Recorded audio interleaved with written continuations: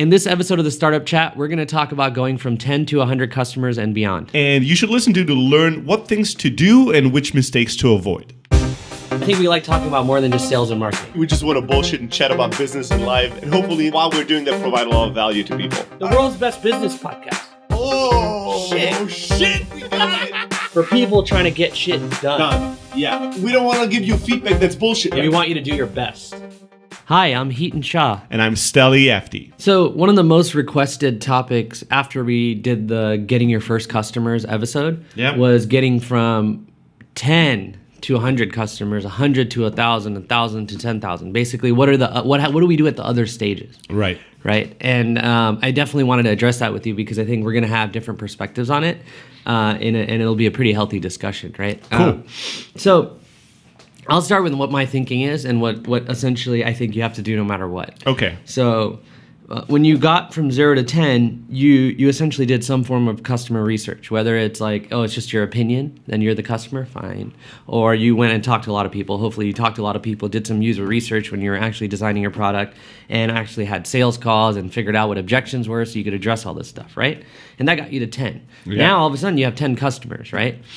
Getting to 100 is actually pretty challenging. I mean, I'll be honest, because you're 10xing for the first time. Right. 0 to 10, that was already hard. This is not, in some ways this is harder, but the reason is now you have the perspective of usage, right? Someone's using your product or using your service, you're providing value to them. And so the tactic I always use at all these stages is learn as much as you can about everything that's happening that's under your control that you could measure, optimize, learn from. So that's like, so if it's only 10, I'd go really deep into all 10 and try to understand as much as I can. Some people would say, some people love going into an office and saying, can I shadow you for a day, right? Whatever it takes, right? Yeah. You turn every sales call into a customer development call, right? I've seen that work too at that phase because once you have 10, it's likely you have some systems to keep getting more. Yeah. And you've got some more leads. I've never seen a case where someone has 10 and they don't have more leads. Right. If they do tell me that for some reason, I'd be like, well, you got 10 customers. If anyone loves you, they'll at least tell one person about it. So go ask them to, right? And then you can get into the whole sales ways to do referrals and all that. So I wanted to kick it off with that, which is like what people forget is you already have customers. Your depth of understanding of that will actually help you move forward, especially in the early days. So that's a really good point. And one piece of advice I've been giving more and more is that I think every time you hit one of these customer milestones, you go 0 to 1, 1 to 10, 10 to 100, 100 to 1,000, you need to check yourself before you wreck yourself. I think that one mistake that companies make, this is, most startups are just interested, how do I get to that next milestone? Right? Once we hit 100, we're like, okay, how do we get to 1,000? All I want to know is how to get to 1,000, Steli. Just don't tell me any of that shit about like wrecking, checking, or any of that. Like, just how do I get to 1,000? The problem is that if you go from 100 to 1,000 and you did not acquire the right type of customers, you're dead and you just don't realize it. So I'll give you an example of what I mean by checking yourself. I think that at every stage you need to do what you just explore or elaborated on, which is you need to learn more about your customers and you need to figure out who are my most successful customers so that I can focus on them and get more of these types of So the customers. argument I've heard with all this stuff about 10, so let's specifically talk about 10 to 100. Then we can see if we have time for the rest, right? But the buckets are important because I think the buckets are relevant. Yeah. So your point is basically like you'll get really sloppy if you just start piling on customers. Yes. And you'll end up with high churn or you end up with lots of customer support requests, stuff like that. You'll end up in a situation like I had a few weeks ago where you've raised a Series B, you have like 30 million in funding, you have 80 employees, you have 100 enterprise or larger customers, and you're on a phone call with me and as 3 founders, and you ask me all these questions on how to launch into new verticals, new industries, new countries, and at some point I'll ask you, hey, out of the 100 customers, help me out here, who are your most successful 10 customers? Because you have such a wide range of customers. And then there's going to be silence until 5 seconds later, one of the founders will go, I don't fucking know. Do you guys know? And everybody will agree, we don't know. That's when you get off the call and say, go find out and call me back. Yes. Right now. Yes, because I don't even want to fucking talk about new verticals with you. No, let's talk about what you already know or what you should already know. And also, there's a distinction between happy and successful customers. And people don't confuse these two things. Happy means just somebody, a human being, feels emotionally good about paying you money, right? That's one thing, cool. Yeah. But successful means, in my definition at least, you're generating more value to them than you're charging them, and they know that. Yeah, we call that ROI in marketing. There you go. So are we giving them an ROI? So are they getting a return on this investment that, I'd even go further, right? In my mind, which is, are we giving them a return on the investment that not only do we think we're giving them, but they can verbalize. Yes. And when you start getting into that, you're like, well, can we just tell them what value we're giving them? Yeah. How do we calculate the value? Can our interface show it for them? Right. But anyways, it's ROI. It's ROI, and it's whatever you want to call it, realized ROI in the sense that there are companies that deliver ROI, but the customer doesn't know it. That's what I mean. The customer has to be able to say it, or it doesn't mean anything. So the reason why that's so important when you go from 10 to 100 is that you don't want, let's assume you have 10 fairly different customers at the beginning, right? Yeah. And one of them has a much higher ROI, is much more successful than the other 9. Yeah. You don't want to add another 90 of these 9, right? And neglect the type of customer you need more of, which is the successful one. Right.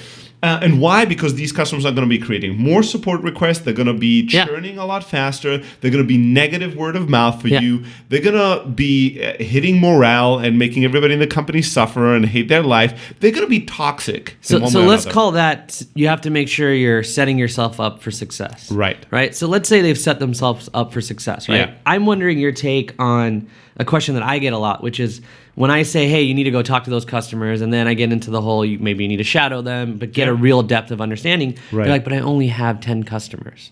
Yeah, that's great. Then you only have to visit 10. Exactly. There's no such thing as secondhand insights. Such a thing doesn't exist. And when you're at 10 customers, you are still in the phase of learning. You are not, whoever understands your customer best will own them eventually. That's and if you don't understand your totally customer, right. Can you say that again? Whoever understands the customer best will eventually own them. Yeah, that needs to be a quote above everyone's wall, straight up. That is it. So if your competitor understands your customer a little bit better than you, they will get them eventually. Yeah. And when you have 10, no matter how much you think you know because you did quote unquote customer development, you don't know jack shit yet about it. You should know everyone's kids' names. Oh, you should let's know let's go real far, right? Yes. That's especially when you only have 10. Yes. The hack I can give people, and I did this and it was painful, but for I think it was 2 years for both of my SaaS companies, I did customer support myself. There you go. I think it was up to 2 years. Someone helped me the last 6 months of that. So 0 to 18 months. Yeah. Totally myself. And the reason is all these reasons you're talking about. I can hack being close firsthand by handling every customer support request. That's awesome. Knowing every single customer, getting up on the live chat and all that stuff. Because the most important thing is that every single one of those customers at that time. Everything you can do to decrease the distance between you and your customers is something you should be doing. So that means don't have anybody else answer most of the emails, answer all of the emails yourself, right? Your newsletter should be the founder's email address. That's so right. you get the replies to it. Absolutely. That's one. Support. You should be in support on the phone, in chat, in email, supporting the people that struggle, that have questions, that suffer, that don't know how to use something, right? The people that have problems. You should, if you can, not just virtually communicate, but also on the phone. And even better, in person, right? There's nothing better than visiting your customers. It's so hard to do in today's world. It's so painful. I tell this to founders all the time, mainly so I hear myself say it. I understand. So I take my own advice. I have the same problem. We need to talk about that for a second. Yeah. No matter what we say on this, we all have a hard time with it. Yeah, because it feels it's very contrary to our habits and the way that our typical workday looks like and feels. It feels like a massive disruption. There were companies. I just thought about this. There's companies that went so far as there was I think an 800 number that was a founder CEO's cell phone. Right. There's some financial company competing with Mint, I think, Wasabi or something that did this back in the day. They did that. It was really cool. I think they were one of the first ones to popularize it. Yeah. Do it. The value you're getting from visiting your customer is just insane. Every time I do it, every single time I was in Berlin just a few weeks ago and visited a customer, every time I have to do a customer visit, honestly, I wanna that day of the visit, I wanna find all these reasons not to go, and everything in my being is fighting against having to go there. Yeah. But then when I walk out that door, every single time I go, I need to visit more customers. Yes. I need to visit more customers. I need to be around these people. I know. There's so much I'm learning every single time. So the couple game-changing things we did at Kissmetrics was we actually, when we had, we were a distributed team. So actually, when we had everyone come into town, we had a customer show up and talk. Nice. Just they showed us how they use the product and everything. One time we did it so that we did it, just a small group of us, 10, 15 of us. Another time was like 30, 40 of us, and the customer was on stage. Nice. Yeah, it was pretty awesome. That's awesome. It was really fun. Okay, so you from 10 to 100, you're still in the business of learning. Yes. You're still in the business of understanding your customer better. Trying to figure out which ones do we need to focus on our marketing, our sales, our product development, right? Because we got 10, that means there's some interest, but we still need to learn who is... You don't necessarily know who's right for you. Right. Or who you're right for. You're right for, yeah, as well. So you still need to do that. Yeah. And, it's kind of from 10 to 100, there's still a balancing act that you have to make between... short-term and long-term thinking. Okay. In the sense that I think that you need to keep creating traction and gaining customers. Yeah. So you have to do some very short-term tactics to just gain. Ask friends for referrals, etc. That's what you mean? Whatever. Anything, like it could be advertising somewhere. It could be. So whatever got you to 10, you got to keep doing. Keep doing and that. do it more of it. Yeah, do more of it. My usual trick. Yeah, got it. More of it, right? And it doesn't matter if it's like this is never going to scale. It doesn't matter, right? Just keep doing it. Yeah. Keep doing it. Because before you know it, you'll be at 25. Yes. I've seen this happen. Yes. I know what you mean. But at the same time, you need to at that point start doing a little bit of like long-term. Yeah. So some kind of marketing or outbound, or is that what you mean? Some kind of experiment with things something that will scale or that you can do long term. So usually those tend to be like a standard practice other people in your industry are doing. For example, because that's just the easiest one to read about and try, right? Exactly. Something just easy, or you can go hire some company to do some early stuff for you, because there's a lot of companies propping up doing outbound and stuff like that. Exactly. Yeah. And this is not no exact science, but the framework that I use is that in the early days from 10 to 100, you might be like at 80% short term, 20% long term, and then over time that percentage needs to switch. And by the time you're at 1,000, you want to be like 80% long term stuff, 20% short term. And let's define long term and short term in this context, because you're talking about path to customer. Yes. Right. And so I would say short term would be things that you might not keep doing in the future. Right. And even another caveat would be you might not keep doing in the same way in the future. Right? Like if the founder's doing all the outbound calls, that's not going to last forever. Or like a founder's doing support, not going to last forever, right? Or, your investors are making intros. Yeah, not going to last forever, right? So those are all short term. Yeah. And then long term would be like either, and let's bucket these two too, because I think this is really important, even long-term past the 100 customers. Yeah. But long-term to me would be like, there's a few buckets of this. It's basically marketing channels in my mind. So it's like, so most of the stuff falls under marketing channels. I think there's 3 ways to look at marketing channels. One would be like, it's a growth hack, which means you're experimenting with something on the edge that other people might not be doing. It's not a common tactic. Then there's I would say, most common tactics. Paid acquisition, Facebook ads, Google ads, SEO, I would say is common, maybe, and very long-term, not even maybe. I'd say you need to start SEO from day 0, but that's a whole different story. And then the third category is kind of like things in the middle. Like, I don't consider it necessarily like Instagram an experiment now.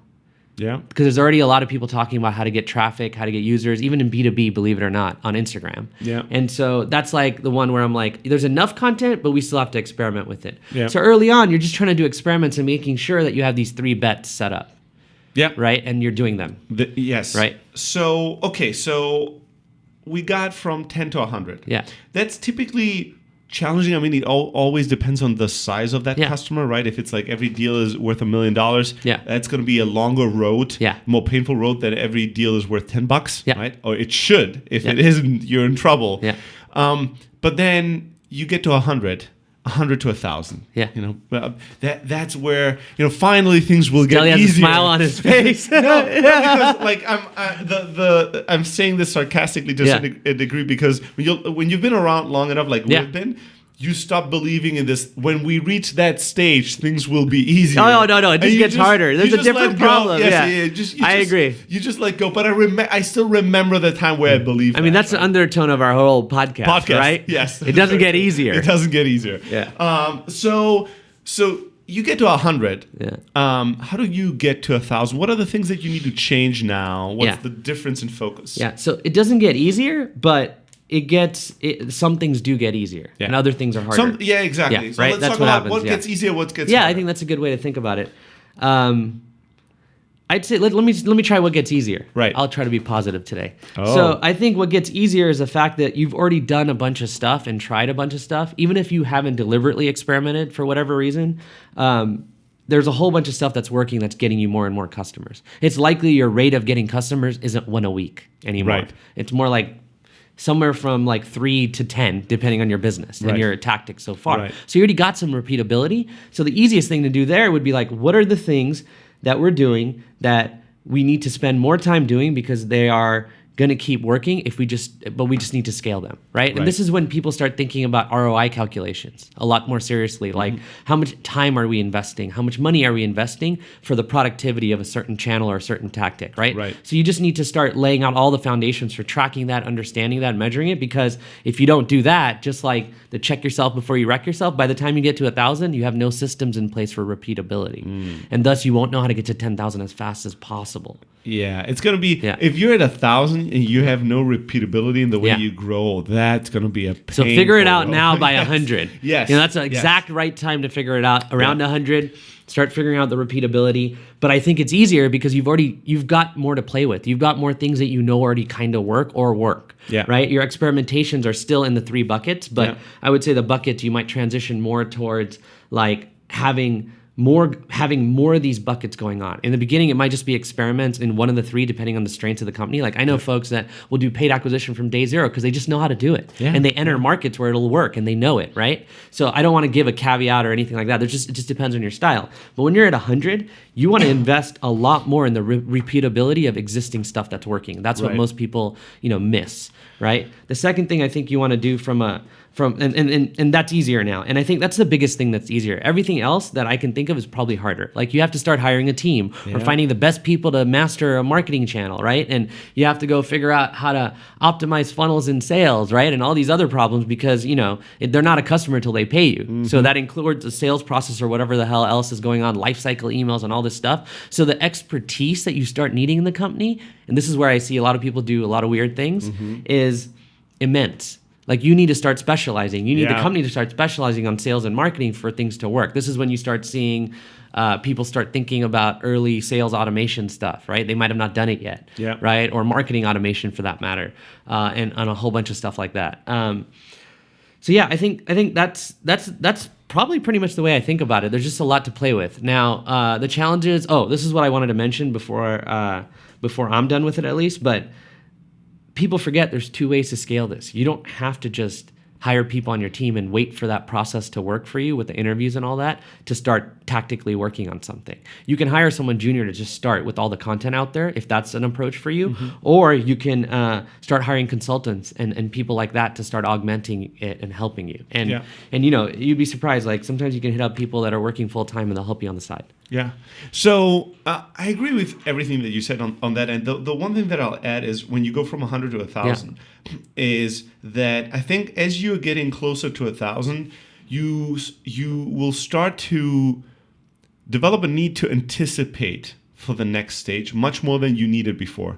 You go from 0 to 10. That's really you're in trying to figure out who we are. What do you don't we know do. what 100 is going to look like at all. Yeah, and then when you're 10 to 100, you're still so short term that you're just like, let's keep doing what we're doing and experiment. Let's talk about that. That's but when you're like 100 to 1,000, I don't know where in that the transition starts. But once you have a few hundred, now you need to start doing things today so that when you hit 1,000, your business is not like in real trouble. So let's tackle it like this. Let's tackle it by areas of responsibility and or departments. Yeah. So pick one and start with that one on what you need to do at this stage on that one. Because you might not have people in this stuff, but your company is going to be doing a lot of this stuff by now. Yes, I mean, I think that so one thing that's not even a department question is just chances are 0 to 100 customers, you're going to have a much flatter structure in the team. Yeah. And you go from 100 to 1,000, you're going to have, because you need to grow the team, you need to start thinking about how to build teams departments, how you're going to create an org structure in the company. Yeah. And that's something that most companies, because we're all in this race to keep growing, we never take the time to think through or anticipate,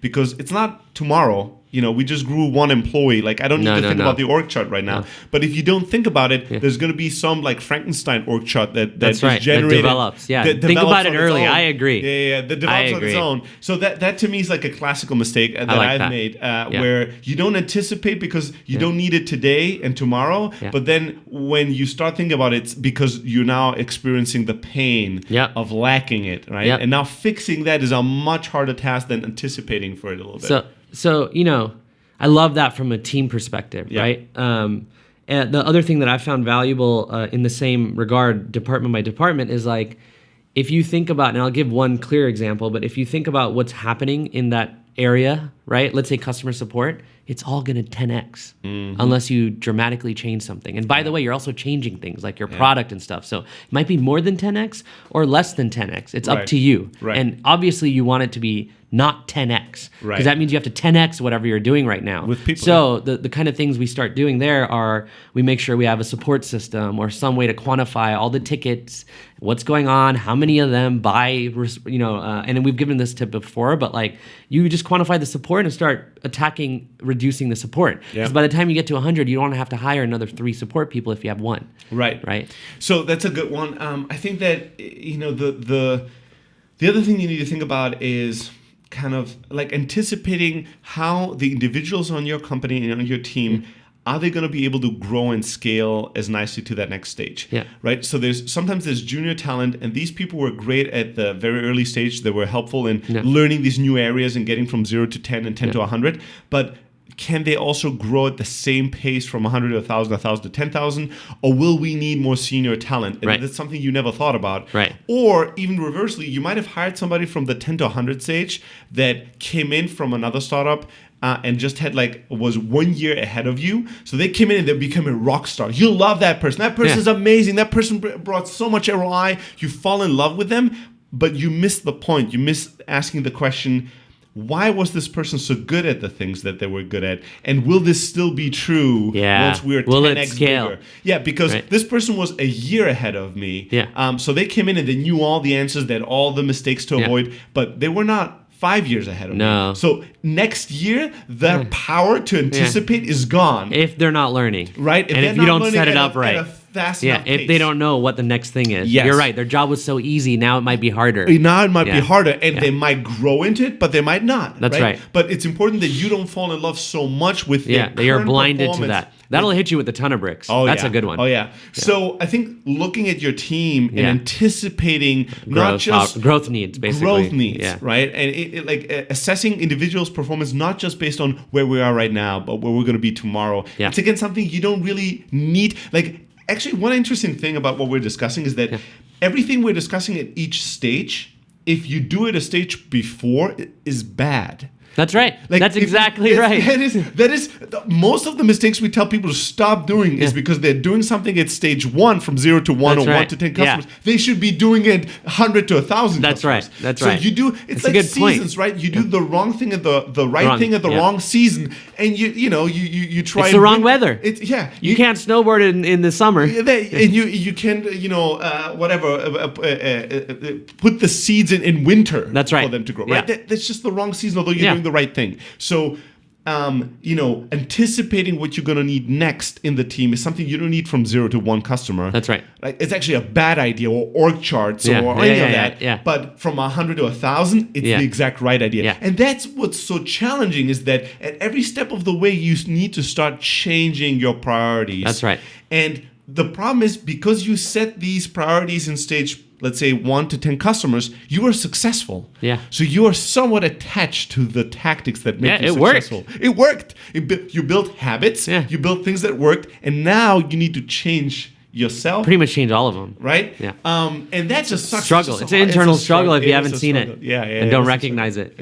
So that's a good one. We are at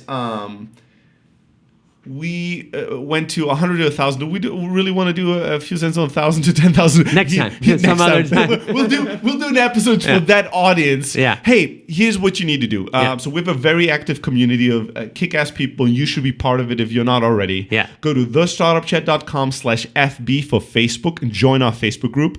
And if you're currently in the stage of 1,000 customers growing to 10,000, identify yourself. Please do. Right? And if we get enough conversation going on that thread, then we'll make talk an episode. about that for sure. I like for that. Sure.